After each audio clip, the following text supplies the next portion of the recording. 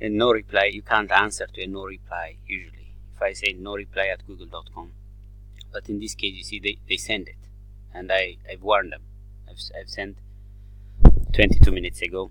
It's still Saturday, Sunday. Yesterday on the 3rd, I suppose, I've sent in to data inspection about this harassment. Sent mail regarding arbetsförmedlingen.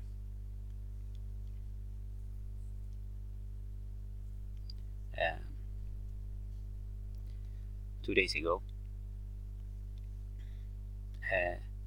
You see that this is not real. It gets sent to no reply. There is no such thing as it should not. There should be an error, but they know they're reading it.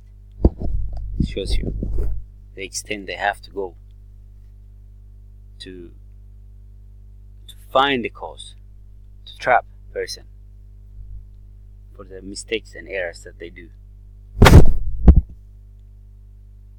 It's amazing though. It's extremely stressing, extremely stressful, and I haven't had the time to sleep so many days.